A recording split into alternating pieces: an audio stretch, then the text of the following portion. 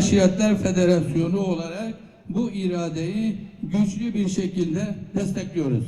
Ji Şirnexê bangewaziya xwedî lêderketina pêvajoya aştî dibin ku.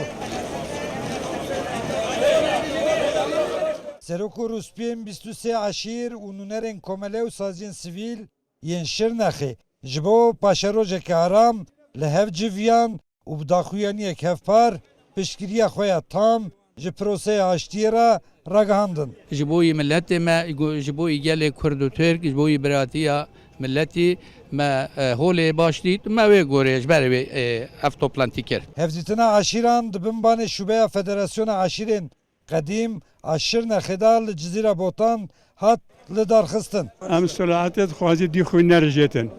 Türk û Kurd birabin. Ne Kurd û Türk xweste were negirin, Kurd xweste Tirkare negirin. Birêk em du birayîn. Em wekê dobîn, demokratî, her tiştî insan haklarî. Em her tev debîn, em wekê dobîn.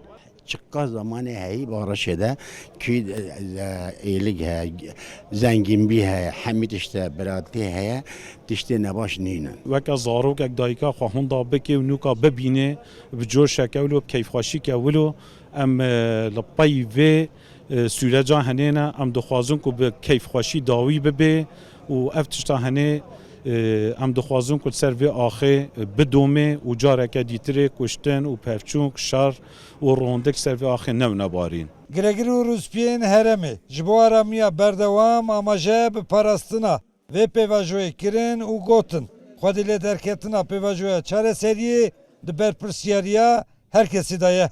Barış çok xesara keset edenine feydi hemî toplumatı da ye. Barış navê xwesta.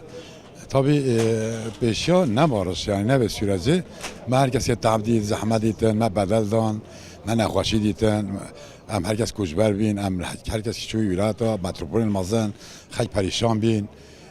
Beja ev barış süreci xesara keset edenine feydi herkese de ye. Ticareta me pêş deçe refah seviyesiya me wê bi hewakevê bilind be.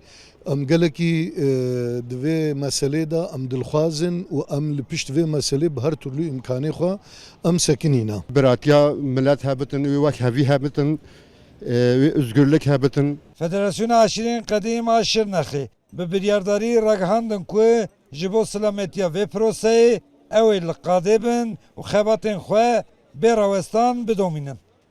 Abdulselim Akinci Rûdaw, Cizîra Botan, Şirnex.